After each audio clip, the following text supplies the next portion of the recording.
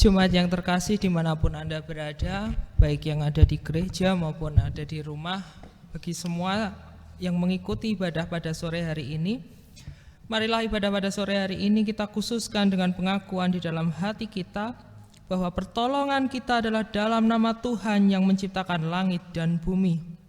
Amin. Kasih karunia dan damai sejahtera dari Tuhan Allah Bapa kita dan Putranya Yesus Kristus menyertai saudara sekalian. Dan menyertai saudara juga. Shalom Bapak Ibu Saudara terkasih di dalam nama Tuhan Yesus. Shalom. Sore hari ini kita diperkenankan untuk boleh beribadah kembali, boleh mengucapkan syukur kembali atas segala yang Tuhan berikan untuk kita sampai hari ini. Dan kalau hari ini kita masih diberi kesehatan, masih diberi kekuatan dan juga berkat, itu semua karena kemurahan Tuhan. Amin. Amin. Karena kemurahan Tuhan bisa kita rasakan ketika sampai hari ini kita masih benar-benar sehat, masih benar-benar bisa bernafas dengan baik. Kita percaya itu semua karena kemurahan Tuhan. Terima kasih Tuhan, terima kasih semua atas kemurahan-Mu Tuhan.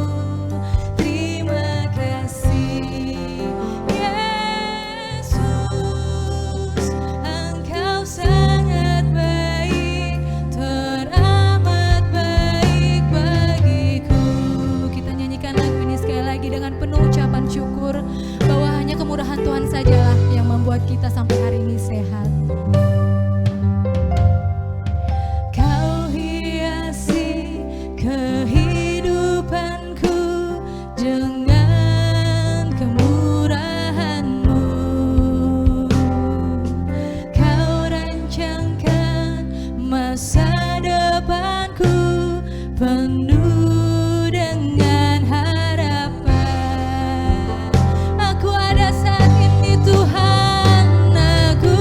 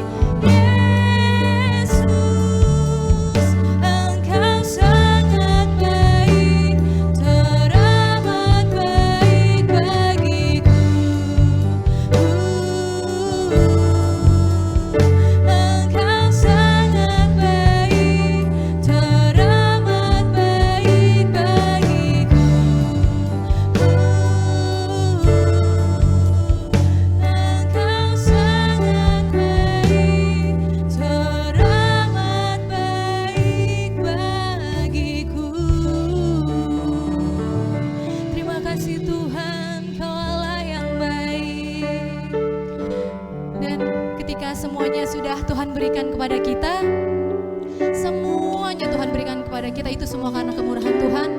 Dan apabila hari ini atau hari sebelumnya terjadi sesuatu hal yang tidak menyenangkan hati kita, ketika kegagalan terjadi kepada kita, ketika kecewaan terjadi kepada kita, percayalah Bapak Ibu Saudara bahwa waktu Tuhan itu pasti yang terbaik. Mungkin tidak saat ini, tapi beberapa hari lagi atau kita tidak akan pernah tahu, waktu Tuhan itu pasti yang terbaik. Percayalah, waktu Tuhan pasti yang terbaik. Bila kau izinkan sesuatu terjadi, ku percaya semua untuk kebaikanku.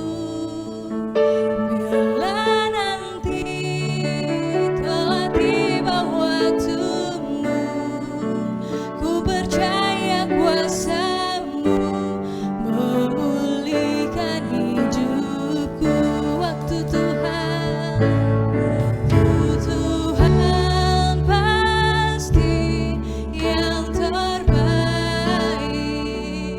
Walau kadang tak mudah dimengerti,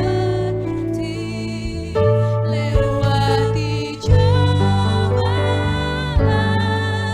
ku tetap percaya waktu Tuhan pasti yang terbaik. Percayalah Bapak Ibu Saudara, waktu Tuhan pasti yang terbaik untuk hidup dan kehidupan kita.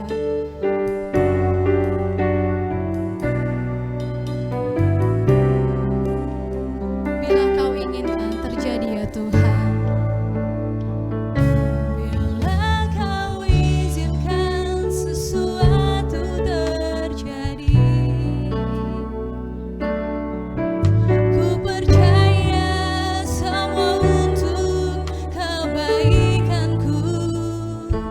Bila nanti telah tiba waktumu, ku percaya kuasa-Mu memulihkan hidupku. Waktu Tuhan pasti yang terbaik.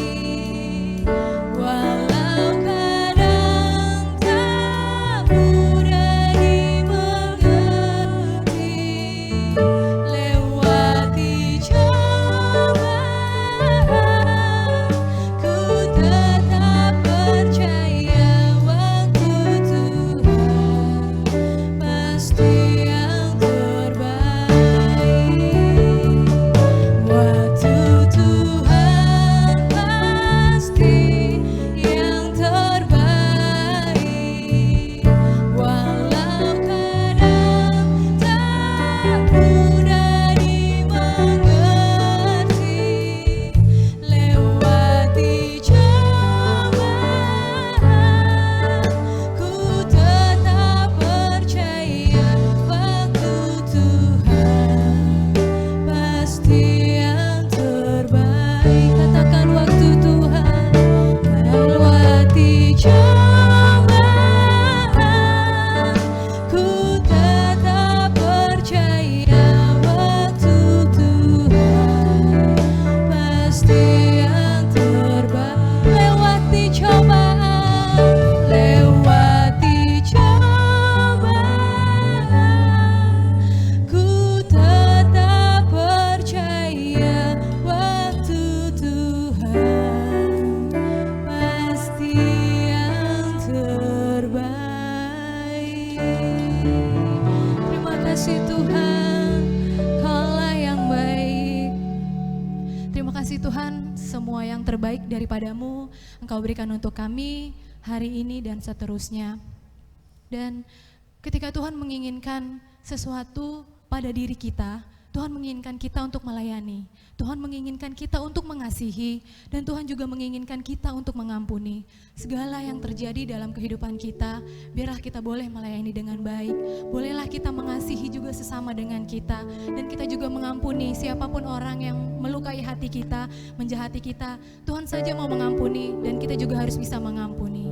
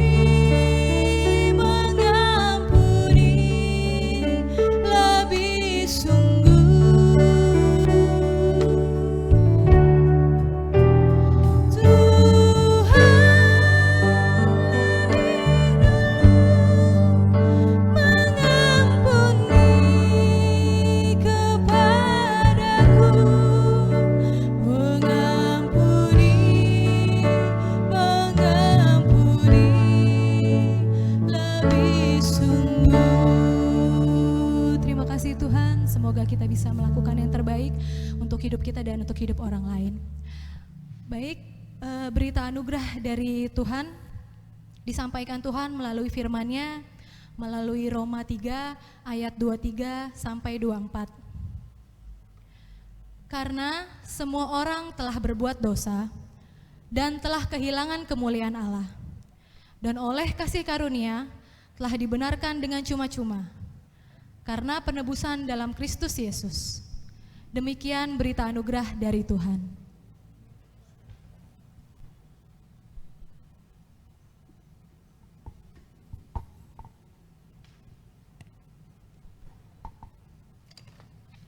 Kita akan menerima firman Tuhan, namun sebelumnya marilah kita bersatu di dalam doa. Kami mengucap syukur ya Tuhan atas setiap penyertaan Tuhan di dalam hidup kami, ketika kami boleh merasakan tangan Tuhan yang menjaga dan menuntun kami, tangan Tuhan yang selalu menjamah dan mengampuni kami ketika kami harus terjatuh dan kepayahan dalam berbuat kesalahan. Namun kami bersyukur bahwa Tuhan selalu memberi kami kesempatan untuk memperbaiki hidup kami. Kami bersyukur ya Tuhan karena pada sore hari ini kami pun boleh berkumpul bersekutu di tempat kami masing-masing untuk bersehati menyambut firman Tuhan. Biarlah Roh Kudus-Mu hadir di tempat ini dan dimanapun kami berada, berdiam di hati kami dan memampukan kami untuk menerima dan melaksanakan setiap perintah Tuhan melalui firman yang boleh kami dengar. Di dalam nama Tuhan kami, Yesus Kristus, kami berdoa. Amin. Firman Tuhan pada sore hari ini diambil dari Injil Matius pasal yang ke-9 ayat 35 sampai dengan pasal yang ke-10 ayat yang ke-8. Injil Matius pasal yang ke-9 ayat 35 sampai dengan 10, pasal yang ke-10 ayat yang ke-8. Belas kasihan Yesus terhadap orang banyak. Demikianlah Yesus berkeliling ke semua kota dan desa. Ia mengajar dalam rumah-rumah ibadat dan memberitakan Injil Kerajaan Sorga, serta melenyapkan segala penyakit dan kelemahan. Melihat orang banyak itu, tergeraklah hati Yesus oleh belas kasihan kepada mereka, karena mereka lelah dan terlantar seperti domba yang tidak bergembala. Maka katanya kepada murid-muridnya, tuaian memang banyak, tetapi pekerja sedikit. Karena itu mintalah kepada Tuhan yang empunya tuaian, supaya ia mengirimkan pekerja-pekerja untuk tuaian itu. Yesus memanggil ke-12 muridnya dan memberi kuasa kepada mereka untuk mengusir roh-roh jahat dan untuk melenyapkan segala penyakit dan segala kelemahan. Inilah nama ke-12 rasul itu. Pertama Simon yang disebut Petrus, dan Andreas saudaranya, dan Yakobus anak Zebedius, dan Yohanes saudaranya, Filipus, Bartolomeus, dan Thomas, dan Matius pemungut cukai, Yakobus anak Alfeus dan Tadius, Simon orang Zelot, dan Yudas Iskariot yang mengkhianati dia. Ke-12 murid itu diutus oleh Yesus, dan ia berpesan kepada mereka, janganlah kamu menyimpang ke jalan bangsa lain untuk masuk ke dalam kota orang Samaria, melainkan pergilah kepada domba-domba yang hilang dari umat Israel. Pergilah dan beritakanlah, kerajaan sorga sudah dekat. Sembuhkanlah orang sakit, bangkitkanlah orang mati, tahirkanlah orang kusta, usirlah setan-setan. Kamu telah memperolehnya dengan cuma-cuma, karena itu berikan pula dengan cuma-cuma. Yang berbahagiailah kita yang mendengarkan dan menerima firman Tuhan, serta berusaha untuk selalu melakukannya di dalam kehidupan kita. Haleluya.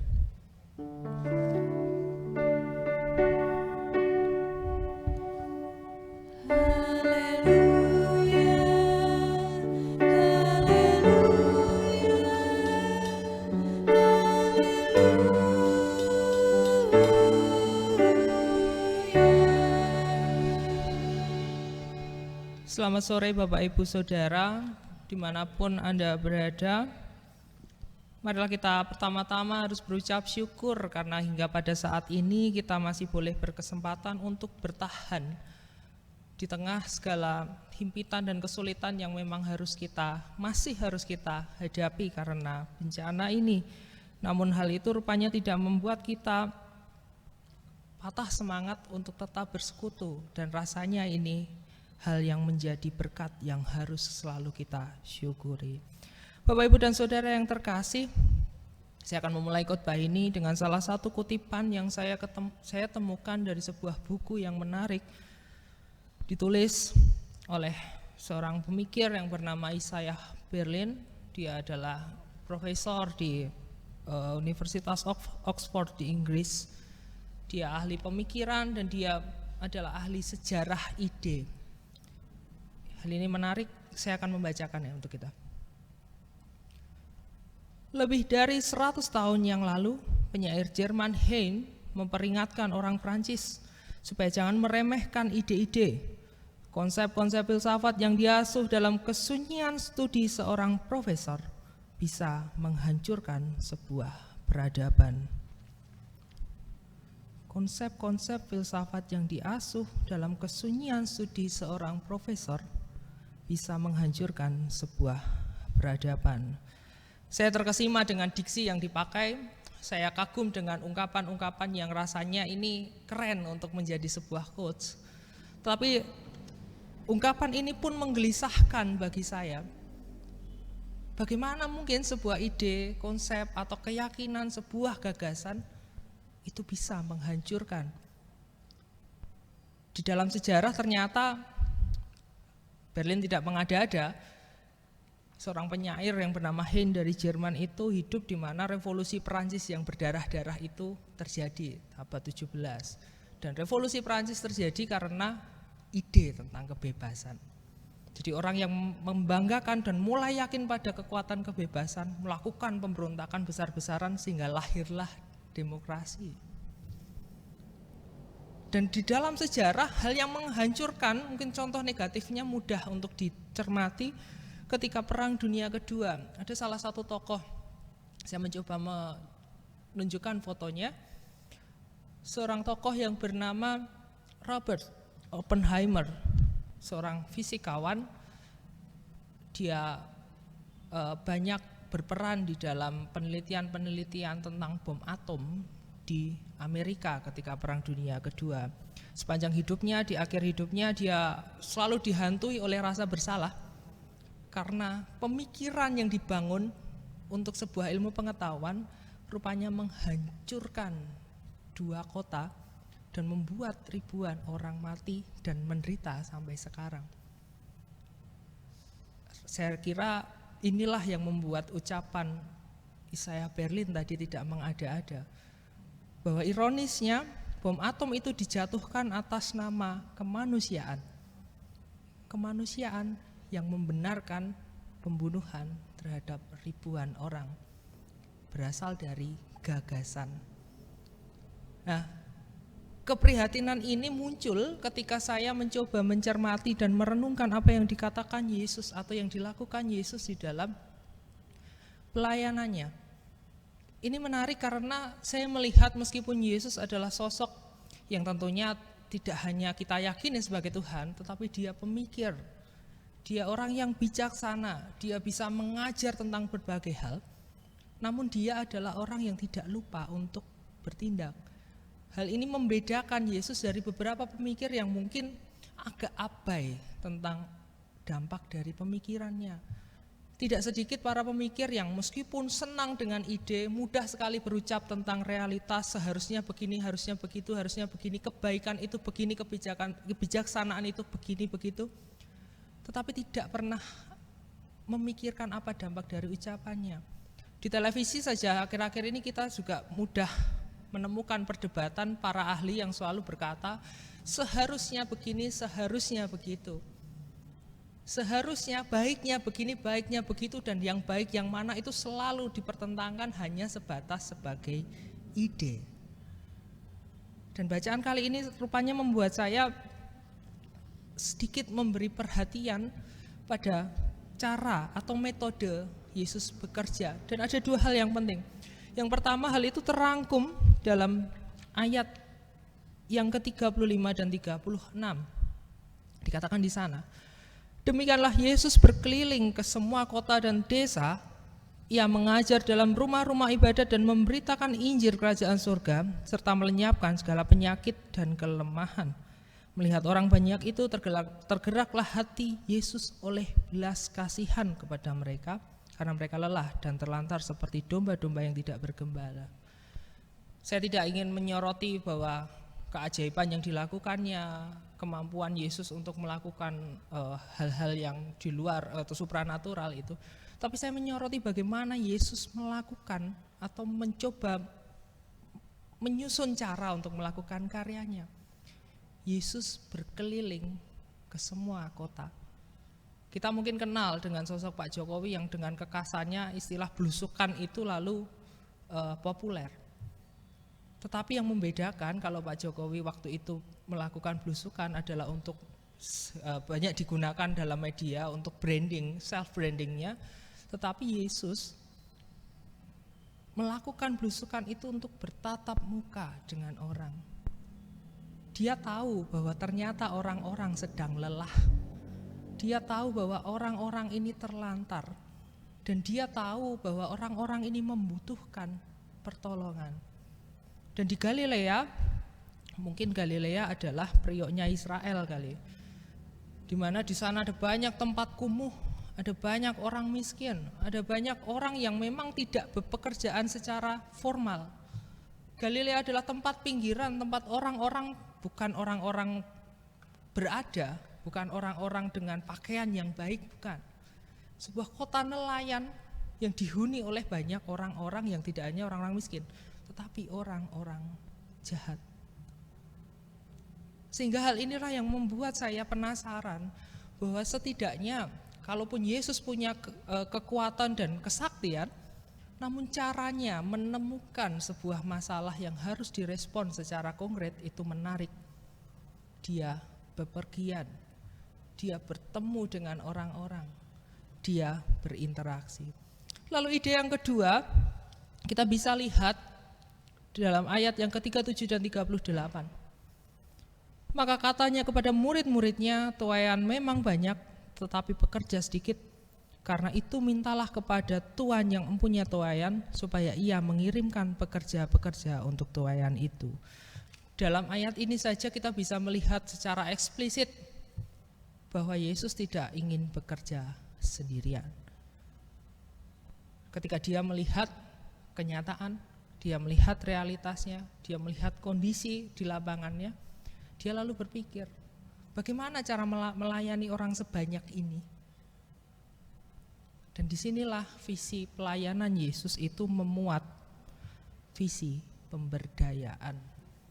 Sehingga Yesus datang tidak hanya memberi sebuah keajaiban, tetapi Yesus mau mengajak orang untuk ikut ambil bagian dalam pekerjaannya.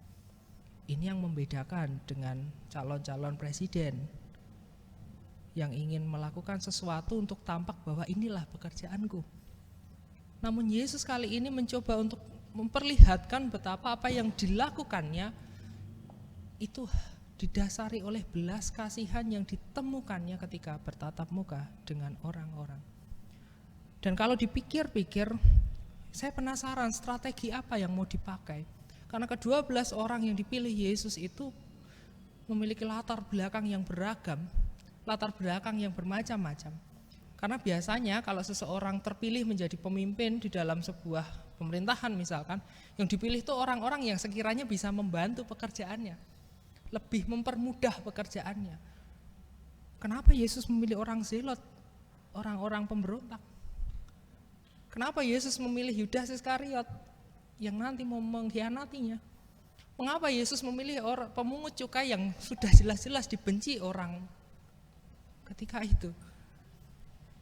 Pemberdayaan itulah yang menjadi menarik, bahwa ketika Yesus berkarya, belas kasihan itu tidak hanya menggerakkannya untuk sekedar memberikan sesuatu, tetapi memampukan orang untuk dapat juga melakukan sesuatu yang dicontohkannya. Sehingga kalaupun ada orang jahat yang diajak oleh Yesus untuk berkarya, barangkali orang jahat itu bisa belajar tentang bagaimana mengasihi. bukannya menyingkirkan orang-orang jahat, tetapi merangkul orang-orang yang mungkin dianggap tidak ideal untuk sebuah pelayanan. Ini yang membedakan pelayanan yang dilakukan Yesus. Dan ide kebaikan, ide kebijaksanaan itu diterapkannya betul-betul di dalam pelayanan Yesus. Apa artinya dua hal ini? Sekira-kiranya saya mencoba merenungkan dua pokok ini saja. Dan bacaan kali ini cukup menjadi tamparan keras dan kritik yang tajam, setidaknya bagi saya pribadi. Saya yang mungkin mengklaim diri bahwa saya nanti akan bekerja atau bekerja berkarya berkecimpung di bidang pelayanan di gereja. Namun pertanyaannya, saya tersinggung dengan ide ini. Saya banyak belajar tentang belas kasih, belajar tentang cinta Allah, belajar tentang bagaimana mengasihi orang. Tetapi ketika saya harus berhadapan-hadapan dengan realitas, berhadapan-hadapan dengan kenyataan, rupanya apa yang saya pelajari itu runtuh seketika. Kenapa tidak? Karena saya merasa bagaimana caranya mengajak orang untuk punya harapan kalau sehari-harinya dia selalu dihimpit oleh kenyataan yang tidak mudah. Yang sabar ya, itu menjadi omong kosong. Ketika kita berbicara kepada orang-orang yang memang sehari-harinya itu selalu dikejar-kejar oleh kematian contohnya. Yang selalu harus berjuang, yang selalu harus merasakan bagaimana hidup ini harus bergerak. Kita ngomong yang sabar ya, bersyukurlah, itu menjadi omong kosong. Bagaimana mengucapkan harapan kepada orang-orang yang lebih terbiasa lapar? Yang tenang ya, Tuhan pasti kasih makan. Pasrah ya. Konsep teologis, tafsir semacam apa akan runtuh dengan sendirinya. Tidak usah jauh-jauh lah. Kalau kita keluar dari pagar gereja ini, ketika bertemu dengan orang, cobalah ditanya, sudah makan belum hari ini, makan apa mereka, apa yang sehari-hari dilakukan. Maka ketika kita sudah mendengarkan khotbah di ruangan ini atau di rumah, ketika kita bertemu dengan orang, bisa enggak apa yang kita hayati itu disampaikan juga kepada orang? Tidak semudah itu mewartakan kabar baik. Maka saya boleh mengakui bahwa apa yang dilakukan Yesus adalah hal yang tidak masuk akal, namun dia adalah sosok pemikir yang mampu mengubah sesuatu, mengubah orang untuk mau melakukan, memampukan orang lain, memperlengkapi, meneladankan sesuatu. Sehingga jangan melulu percaya kalau siapa saja yang berkhotbah dengan mikrofon ini itu berbicara tentang harapan, cinta kasih tanpa sebelumnya mereka memang tahu kenyataan. Dulu ketika saya pertama berpelayanan di Tanjung Priok, saya membanggakan bahwa saya sudah sarjana teologi ya gitu. Nilai saya nggak jelek-jelek amat gitu. Tetapi ketika saya benar-benar menyaksikan ada orang kelaparan, benar-benar menyaksikan orang-orang yang kesulitan hidupnya, benar-benar menyaksikan orang yang kendati sakit tetap harus berjuang bekerja di bawah terik panas. Apa artinya nilai A di dalam ijazah sarjana teologi ya? Karena saya hampir tidak tahu kata apa yang tepat untuk memberi mereka harapan. Ini tantangan yang tidak mudah di dalam pokok-pokok ajaran GKJ. Keselamatan Allah itu harus diwartakan dan Yesus mengajak kita semua orang-orang percaya dan gereja terutama untuk ambil bagian di dalam pewartaan itu. Tapi pertanyaan besarnya, sudahkah kita mau berjumpa? Sehingga keselamatan yang boleh kita hayati itu juga bisa disampaikan kepada orang. Sudahkah kita mencoba untuk menghayati supaya orang juga bisa tahu, merasakan apa yang juga sudah kita rasakan. Cinta kasih Tuhan yang kita rasakan itu juga bisa dirasakan oleh orang lain. Ini tantangan yang tidak mudah. Maka saya memahami kali ini kenapa Yesus mau melibatkan orang banyak. Saya pikir Yesus bisa saja melakukan keajaiban seperti Thanos ya, ceklek langsung semua selesai. Tetapi Yesus mengajak kita untuk bekerja sama supaya kita sebagai manusia yang hidup di dalam kenyataan ini pun merasakan bagaimana Tuhan benar-benar menolong kita. Supaya orang yang benar-benar merasa sakit dan merasakan sembuh ketika dia berjumpa dengan Yesus, itu benar-benar tahu bahwa inilah pekerjaan Tuhan. Ketika orang yang lapar tidak bisa makan lalu boleh menikmati makanan, dia bisa tahu bahwa inilah pemeliharaan Tuhan. Supaya kita semua yang barangkali masih selalu mengeluh di dalam kehidupan, ketika kita berjumpa dengan Yesus, kita pun bisa merasakan bahwa inilah harapan dari Tuhan. Semua orang punya kesempatan, semua orang diajak untuk bekerja sama. Inilah dua kata kunci, berjumpa dengan kenyataan, dan kedua adalah bekerja sama. Bukan hanya bekerja sama dengan sesama, bekerja sama dengan Tuhan. Tuhan menghendaki kita mau bekerja sama. Nah, pertanyaannya, saya belum lama mungkin tadi malam saya sendiri berefleksi. Tim multimedia Mas Bambang itu mengingatkan saya, Mas Fredo besok pakai pakaian yang cerah gitu. Saya enggak mau. Banyak yang mengingatkan, Mas Fredo rambutnya diikat. Saya enggak mau. Ini indikator yang jelas, yang sederhana menunjukkan saya sendiri tidak mau bekerja sama sebenarnya. Makanya ketika tadi malam saya memikirkan bahwa percuma khotbah. Karena toh saya sendiri tidak mau bekerja sama. Atau di dalam perjumpaan sehari-hari mungkin tidak hanya saya yang merasakan, pelayanan itu tidak hanya di gereja, di rumah saja misalkan. Kalau kita tidak berjumpa dengan orang lain yang juga merasa kesulitan, contohnya ngomong kepada anak-anak muda, yang sabar, kamu harus punya cita-cita yang baik, kamu harus punya rancangan, kamu harus punya semangat, kamu harus punya target bla bla bla bla bla. Tanpa kita tahu masalah yang memang dia hadapi, omongan-omongan positif kita ini juga bisa menjadi omong kosong. Kalau kita mau memberi mereka masukan, kalau kita mau memberi mereka semangat, ya ayo kerjasama. Kerjasama dimulai dari berjumpa dulu, tahu masalahnya dulu. Saya punya adik misalkan.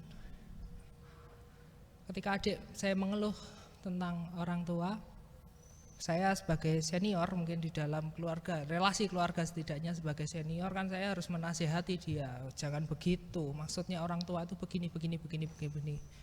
Tetapi satu kalimat yang dia ucapkan, sebenarnya yang aku butuhkan cuma perhatian.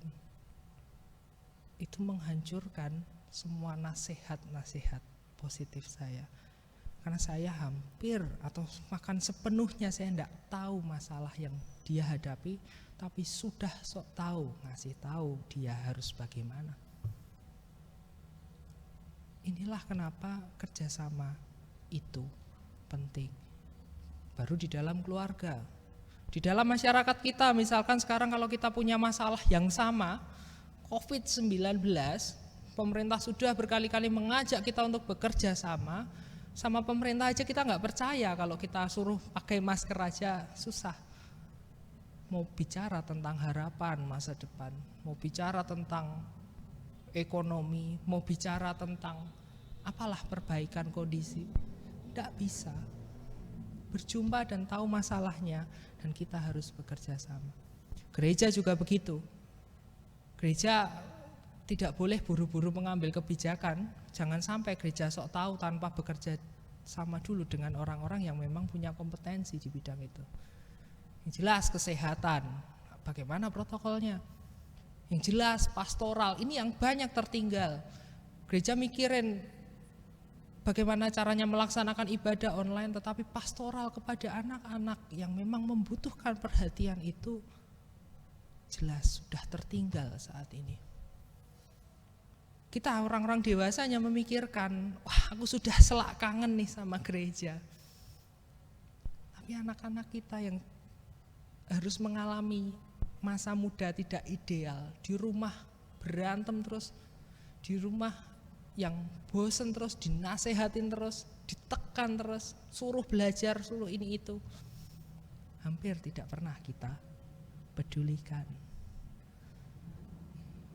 Inilah Bapak Ibu dan Saudara yang terkasih, saya rasa ide gagasan kita tentang yang baik benar juga bisa menghancurkan peradaban kita.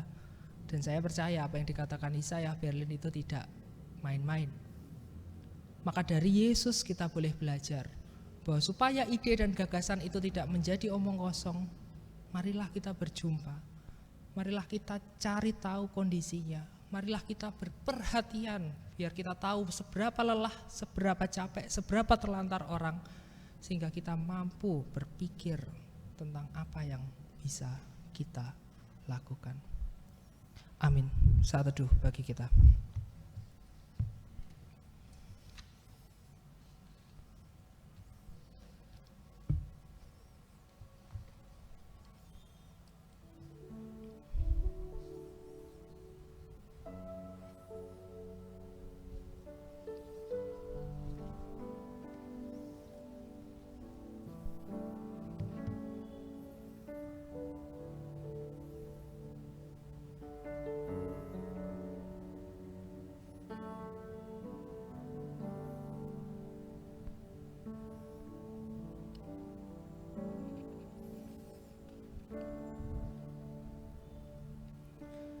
Marilah kita berdoa. Kami mengucap syukur atas sapaan Tuhan yang boleh kami terima di dalam hidup kami. Kami boleh merasakan bahwa Tuhan mengingatkan kami dan Tuhan menyadarkan kami betapa kami harus selalu aktif dalam berpelayanan. Kami sadar bahwa Tuhan mau melibatkan kami untuk belajar, untuk mengerti tentang bagaimana karya keselamatan Allah boleh kami hayati bersama-sama. Kami bersyukur ya Tuhan karena pada saat ini kami boleh belajar dan sekali lagi kami boleh mencoba untuk memperbaikinya. Saat ini kami ingin berdoa ya Tuhan, bahwa ada banyak halangan dan ada banyak hambatan ketika kami harus bersekutu. Namun kami percaya bahwa Tuhan yang memampukan kami untuk selalu mengikatkan diri, perasaan dan hati kami untuk bersama-sama merespon keprihatinan ini, untuk mencoba bekerja sama dalam menghadapi setiap persoalan. Kami bersyukur karena Tuhan masih boleh mengingatkan kami dan memampukan kami bahwa kami menyadari setiap kekuatan yang kami miliki untuk menghadapi persoalan dalam sosial, masyarakat, dan negara kami ini, bahkan di seluruh dunia, hanya dari Tuhanlah yang mampu memberi pertolongan. Kami ingin belajar untuk selalu menyandarkan kehidupan kami ke dalam tangan-Mu, sembari kami pun selalu terbuka untuk membiarkan diri dibentuk dan dimampukan oleh Tuhan untuk berkarya. Biarlah setiap kabar baik dapat selalu kami wartakan. Kami ingin berdoa ya Tuhan bagi saudara-saudara kami yang belum dapat mengikuti ibadah pada sore hari ini, dan saudara-saudara kami yang sedang sakit atau dalam pekerjaannya. Kami terkhusus ingin berdoa bagi Bu Esprihati yang sedang dirawat di rumah sakit di Tebet. Kami menyerahkannya Tuhan, bila mana Tuhan merawatnya melalui orang-orang yang mendampingi di rumah sakit. Kami ingin menyerahkan dokter, kami ingin menyerahkan perawat, kami ingin menyerahkan setiap upaya medis yang dilakukan. Biarlah saudara kami ini dapat juga beroleh perbaikan dalam kondisinya. Dan kami juga ingin berdoa bagi saudara-saudara kami yang lain yang tidak dapat kami sebutkan, yang memang harus menjalani perawatan. Kami boleh menyerahkannya Tuhan, biarlah setiap upaya yang dilakukan dan setiap doa yang boleh disampaikan dapat menjadi kekuatan dan penghiburan bagi saudara-saudara kami ini. Kami ingin berdoa bagi saudara-saudara kami yang tengah melakukan tanggung jawab dalam pekerjaannya sehingga berhalangan untuk mengikuti ibadah pada sore hari ini.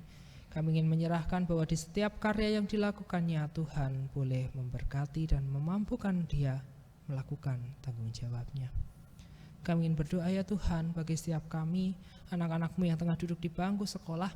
Kami menghadapi kesulitan, kami menghadapi berbagai tantangan yang tidak mudah untuk kami jalani dalam proses belajar yang tidak ideal. Namun kami percaya Tuhan memampukan kami, anak-anak-Mu, dan Tuhan memampukan orang-orang tua kami untuk dapat mendampingi kami semua dengan baik. Biarlah setiap usaha belajar kami pun dapat kami hayati sebagai cara Tuhan membentuk dan memberikan kami jalan bagi kehidupan yang lebih baik. Kami menyerahkan setiap cita-cita, kami menyerahkan setiap upaya-upaya yang dan tanggung jawab yang kami lakukan. Biarlah Tuhan selalu memberkati dan memberi kami kemampuan. Kami berdoa bagi setiap kami anak-anak-Mu yang tengah bergumul di dalam pekerjaan, yang harus juga melakukan pekerjaan dengan kondisi yang tidak ideal, di mana relasi kami terbatas, di mana interaksi kami juga harus terbatas. Kami ingin berdoa biarlah setiap masalah yang boleh kami hadapi di dalam pekerjaan dan dalam relasi kami boleh memperoleh kekuatan dari Tuhan untuk menghadapinya. Kami ingin berdoa ya Tuhan bagi keluarga-keluarga yang harus bergumul pula dalam menghayati keterbatasan kali ini. Biarlah keluarga-keluarga yang Tuhan bentuk dan Tuhan beri berkat dapat juga belajar tentang bagaimana mengelola keluarga di tengah situasi yang sulit selama pandemi ini. Biarlah setiap masalah boleh dilalui, biarlah setiap persoalan di dalam komunikasi maupun relasi dan perhatian yang mungkin menjadi hambatan selama ini dapat diatasi. Karena kami percaya bahwa melalui segala hal Tuhan senantiasa berkarya bagi setiap kami. Kami ingin berdoa bagi gereja-Mu di tempat ini. Kami ingin berdoa bagi para pelayan-Mu, Bapak Ibu Pendeta, majelis-majelis, komisi-komisi dan pokja yang juga harus bekerja lebih keras ketika melakukan pelayanan. Bantulah mereka ya Tuhan, biarlah mereka juga selalu berkembang, biarlah mereka juga selalu bertumbuh di dalam iman, dan secara spiritualitas mereka dapat meneladan bagaimana cara Yesus melayani, untuk bertemu dengan orang-orang, untuk menyampaikan setiap kabar sukacita yang boleh memberi harapan bagi semua orang. Kami berdoa bagi bangsa dan negara kami, para pemimpin kami yang tengah berusaha keras untuk menyelesaikan masalah di negara ini. Kami percaya bahwa Tuhan memberikan mereka kemampuan, Tuhan memberikan mereka harapan supaya setiap upaya yang dilakukannya dapat segera membantu negara kami ini pulih kembali. Ada banyak doa dan permohonan kami ya Tuhan, ketika kami juga akan menyambut undangan perjamuan dari Tuhan. Biarlah secara iman kami boleh merasakan bagaimana Tuhan memelihara dan Tuhan juga mengasuh kami secara spiritual. Biarlah gereja kami pun dalam momentum perjamuan dapat belajar tentang bagaimana harus memperkuat iman, bagaimana harus memperkuat harapan, dan bagaimana harus menyadari dan senantiasa memahami cara Tuhan menyambut dan Tuhan menyapa kami, orang-orang percaya dimanapun kami berada. Banyak keluh kesah kami, banyak permohonan kami, namun kami percaya Tuhan yang memahami dan mengerti setiap isi hati kami. Kami ingin menyerahkan diri kami sepenuhnya di dalam doa. Dalam nama Tuhan kami Yesus Kristus kami berdoa. Amin.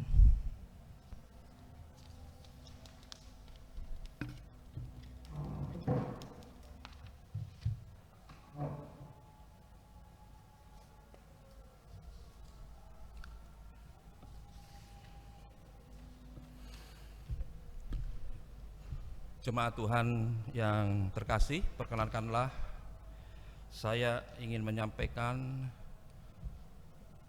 persiapan bersama untuk pelayanan sakramen perjamuan rutin kedua Gereja Kristen Jawa Tanjung Priuk pada hari Minggu tanggal 21 Juni tahun 2020. Pengantar yang pertama, Bapak, Ibu, saudara-saudari dan anak-anak yang terkasih, Tuhan Yesus mengundang kita semua untuk ikut ambil bagian dalam sakramen perjamuan besok pada hari Minggu tanggal 21 Juni tahun 2020 pada ibadah pagi yang dimulai pukul 8 dan ibadah sore mulai pukul 17 atau jam 5 sore. Bapak, Ibu, saudara-saudari dan anak-anak dapat mengikuti secara online melalui kanal YouTube atau melalui ibadah keluarga. Mengingat situasi pandemi, Majelis Gereja Kristen Jawa Tanjung Priuk tidak dapat melakukan perkunjungan ke rumah-rumah warga jemaat. Oleh karena itu, melalui ibadah ini marilah kita melakukan persiapan secara bersama-sama.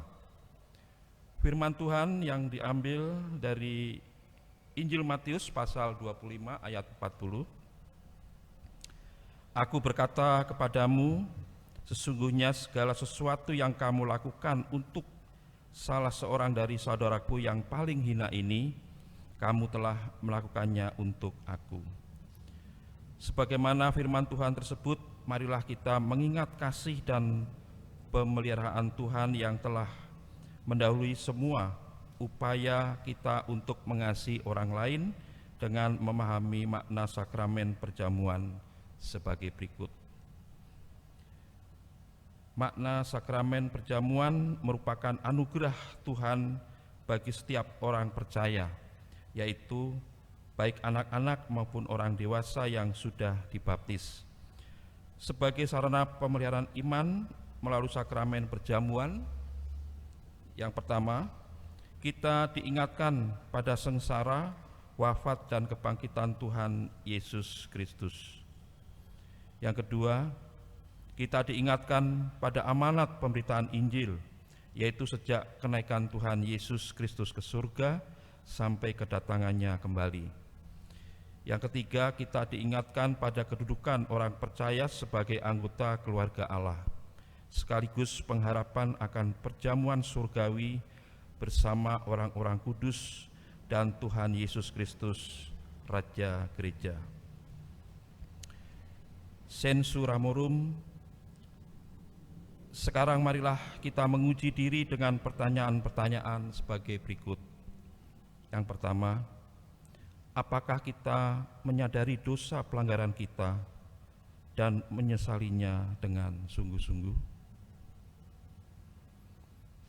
Yang kedua, apakah kita percaya bahwa oleh sengsara dan wafat Tuhan Yesus Kristus di kayu salib, Ia telah menebus segala dosa pelanggaran kita?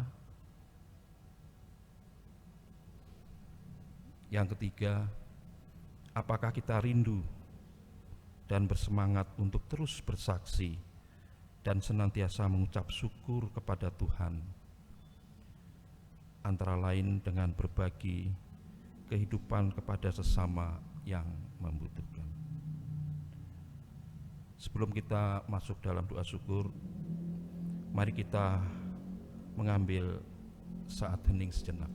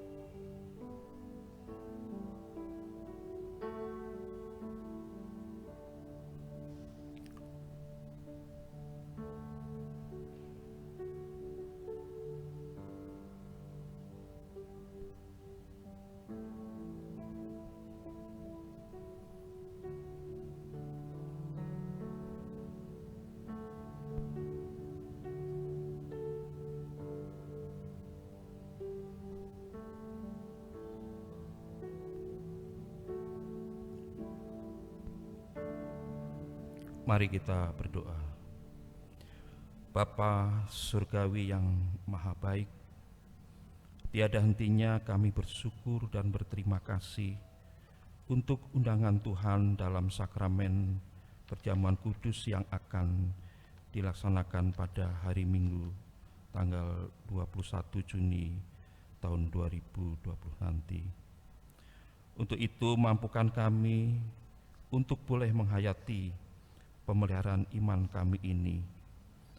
Dan ya Roh Kudus, mampukan kami pula untuk dapat menjaga kekudusan hidup kami sampai dengan pada saatnya tiba. Demi Kristus kami berdoa. Amin. Jemaat, saya undang untuk bangkit berdiri.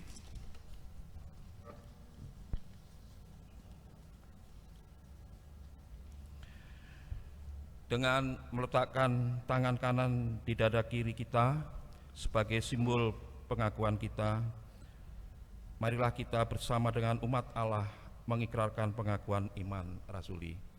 Aku percaya kepada Allah Bapa yang Maha Kuasa, Khalik langit dan bumi, dan kepada Yesus Kristus anaknya yang tunggal Tuhan kita, yang dikandung daripada Roh Kudus, lahir dari anak darah Maria, yang menderita di bawah pemerintahan Pontius Pilatus, disalibkan, mati, dan dikuburkan, turun ke dalam kerajaan maut.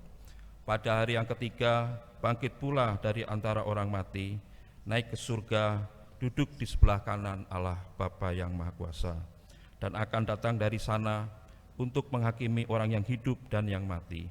Aku percaya kepada Roh Kudus, gereja yang kudus dan am, persekutuan orang kudus, pengampunan dosa, kebangkitan daging, dan hidup yang kekal.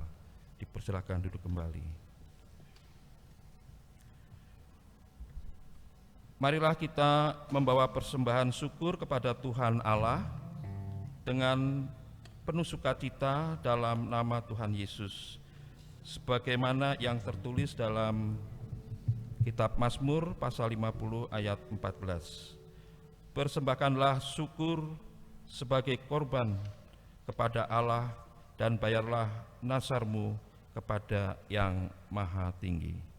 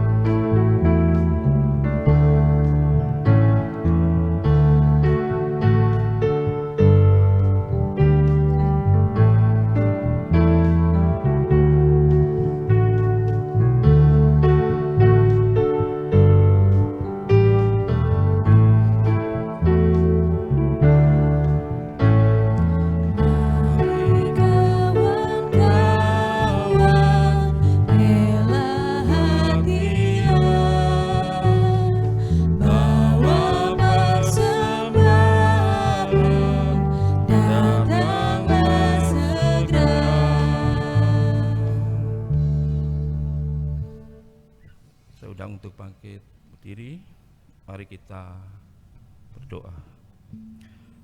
Bapa yang rahmani, kembali kami datang hendak berterima kasih dan bersyukur untuk kemurahan serta pemberian Tuhan yang boleh kami rasakan di sepanjang minggu ini.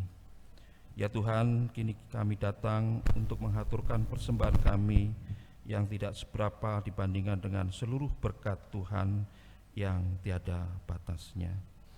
Dan mampukan kami senantiasa untuk mempersembahkan hidup ini untuk kemuliaan nama Tuhan.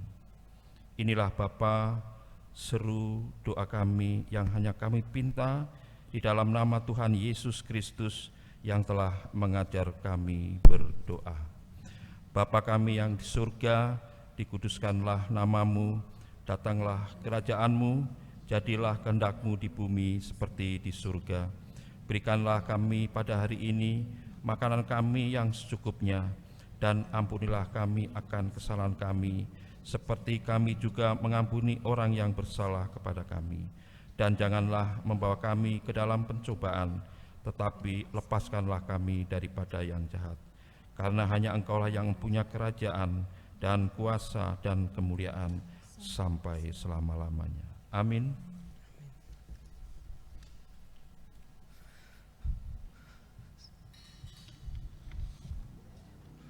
Tema ibadah kita pada sore hari ini mengajak kita untuk mengambil bagian di dalam pelayanan yang sudah dimulai oleh Yesus, yang Ia pun selalu ingin melibatkan kita di dalam keterbatasan. Kita selalu diajak untuk bekerja sama bersama Tuhan di dalam pelayanan. Maka kita akan meninggalkan tempat ini dan kita akan melakukan pelayanan sebagaimana sudah diteladankan oleh Yesus. Marilah kita menerima berkat Tuhan. Tuhan memberkati kita dan melindungi kita. Tuhan menyinari kita dengan wajah-Nya dan memberi kita kasih karunia. Tuhan menghadapkan wajah-Nya kepada kita dan memberi kita damai sejahtera. Amin.